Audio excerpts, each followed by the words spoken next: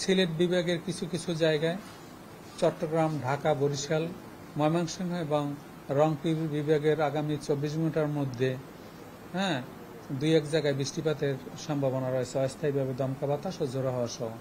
6 তারিখ থেকে তার বিস্তার আস্তে আস্তে দেশের বিভিন্ন জায়গায় শুরু হবে। আস্তে আস্তে সারা দেশব্যাপী এইসব বজ্রঝড়ের বিস্তার লাভ করতে পারে। তবে আপনাদেরকে তো আগেই বলেছি যে এই বজ্রঝড়ের ব্যক্তিকাল কিন্তু নন স্টপ বৃষ্টি হবে এমনটি নয়।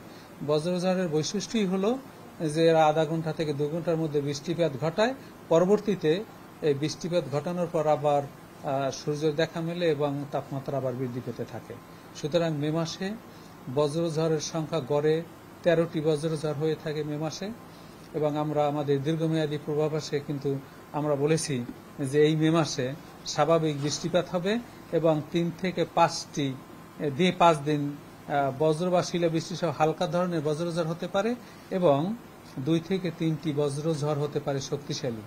সেই কারণে এই বজ্রঝড় সংক্রান্ত আবহাওয়া অধিদপ্তরের সতর্ক বার্তা আপনাদেরকে, কারণ পুঙ্খানুপুঙ্খ মেনে চলার জন্য আপনারা জনগণকে উদ্বুদ্ধ করেন।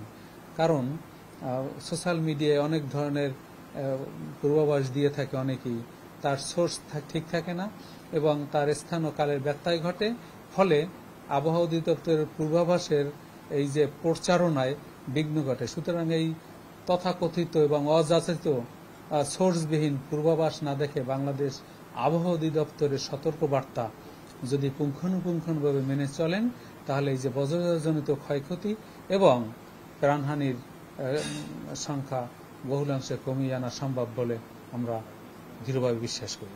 আজকে তো তাপপ্রবাহ ঢাকার পশ্চিমাঞ্চল, আজকের সন্ধ্যা 6টা পর্যন্ত বিশেষ করে ঢাকার পশ্চিমাঞ্চল, রংপুর, রাজশাহী এবং খুলনা বিভাগের উপর অব্যাহত থাকতে পারে এবং আমরা তার এই মর্মে কিন্তু অ্যালার্ট মেসেজও দেওয়া আছে। তবে আগামীকালও দেশের বিভিন্ন অঞ্চলে তাপপ্রবাহ অব্যাহত থাকবে, তবে বিদ্যমান যে তাপপ্রবাহ তার তীব্রতা কিছুটা কমে যাবে। 6 তারিখের পর তীব্রতা আরও কমে যাবে।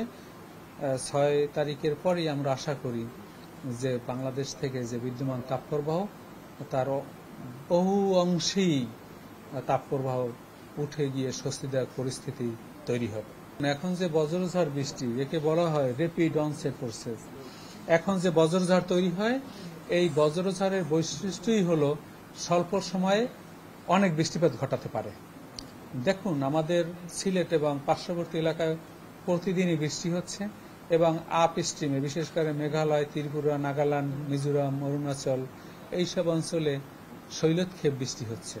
অর্থাৎ পাহাড়ের পাদদেশে যে বৃষ্টিপাত হয়, পাহাড়ের সম্মুখভাগে যে বৃষ্টিপাত হয় তাকে শৈলতক্ষেপ বৃষ্টিপাত বলা হয় এবং এই বিশেষ করে নর্থ ইস্ট ইন্ডিয়ার এইসব এলাকায় শৈলতক্ষেপ বা ইংরেজিতে অরোগ্রাফিক রেইনফল তৈরির প্রবণতা বৃদ্ধি পায় এই এপ্রিল এবং মে মাসে। সুতরাং এইসব জায়গায় যে বৃষ্টিপাত হয় স্বল্প সময় ভারী বৃষ্টিপাত সংগঠিত করতে পারে এবং আমাদের আপ স্ট্রিমে বা উজানে যদি বৃষ্টিপাত পরিমাণ বেড়ে যায় এবং স্থানীয়ভাবে সিলেট এবং পার্শ্ববর্তী এলাকায় যদি বৃষ্টিপাত হয়, তাহলে আমাদের দেশে অস্থায়ীভাবে জলাবদ্ধতা তৈরি হওয়ার সম্ভাবনা থাকে।